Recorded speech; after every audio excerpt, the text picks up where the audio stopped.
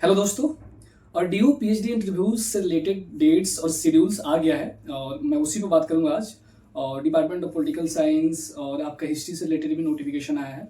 और आप जब यूनिवर्सिटी ऑफ दिल्ली की ऑफिशियल वेबसाइट पर जाइएगा तो पीएचडी एडमिशन का सेक्शन खोलिएगा तो वहाँ पर देखिएगा कि अलग अलग सब्जेक्ट के जो पीएचडी एडमिशन है, इंटरव्यू है, उससे रिलेटेड नोटिफिकेशन आया है। तो आज आपके डिपार्टमेंट ऑफ पॉलिटिकल साइंस और एजुकेशन सेंटर डिपार्टमेंट में भी इंटरव्यू शेड्यूल आ गया है और भी दूसरे सेंटर में इंटरव्यू शेड्यूल आ गया है। आप जाकर देख सकते हैं ऑफिशियल वेबसाइट पर।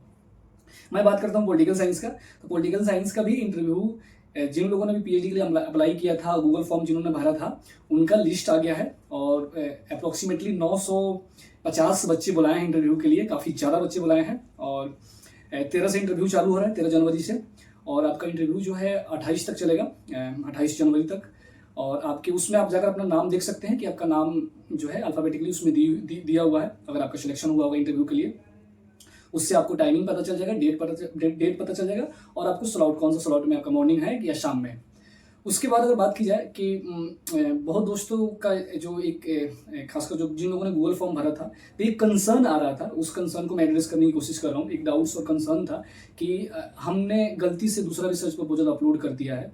तो अगर आपका सिलेक्शन नहीं हुआ होगा तो आप नहीं होगा तो आप जाकर देख सकते हैं कि जिनका सिलेक्शन नहीं हुआ है उनका एक अलग से लिस्ट दिया हुआ है, उस लिस्ट में जाकर देख सकते हैं। और शायद उन लोगों ने रीजन भी बताया कि आपका सिलेक्शन क्यों नहीं हुआ इंटरव्यू के लिए, तो उसको आप जाकर देख सकते हैं। अगर आपका सिलेक्शन हो गया है और आपने गलत रिसर्च प्रपोजल अपलोड कर दिया होगा तो एक ऑप्शन ये है कि आप इंटरव्यू के दिन जाएं तो आपका जो अपना ओरिजिनल जो रिसर्च प्रपोजल है उसको लेकर जाएं और इंटरव्यू बोर्ड को बता दें कि हाँ, उस दिन मैंने रिसर्च प्रपोजल गलत अपलोड कर दिया था, जो टाइटल या जो भी आपने गलत अपलोड किया होगा, और ये जो है आज जो मैं लेकर आया हूँ वो मेरा ओरिजिनल है। तो आप बोल सकते हैं, कोई इसमें कोई इलीगल काम नहीं है ऐसा, तो आप कर सकते हैं। दूसरी बात कि आप कोई डॉक्यूमेंट्स तो उसमें नहीं मांगा गया है। मैं जो देख रहा था तो कोई डॉक्यूमेंट्स नहीं मांगा गया है। जैसे आप जानते होंगे कि गूगल फॉर्म के समय ही आप लोगों से डॉक्यूमेंट्स मांग लिया गया था और आप लोगों से रिसर्च प्रपोजल भी मांग लिया गया था।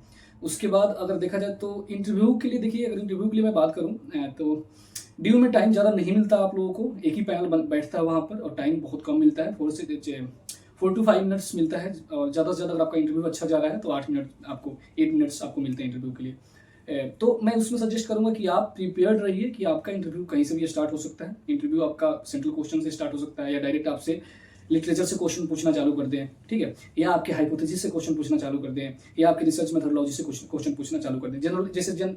जनरली जेन्यू में क्या होता है कि आपको टाइम देते हैं प्रेजेंटेशन देने को कि हाँ, आप अपना आइडियाज बताइए, रिसर्च आइडिया क्या है आपके रिसर्च क्वेश्चन क्या है, एक कंटेक्स्ट बताइए। लेकिन वहाँ पर जनरली टाइम नहीं देते हैं।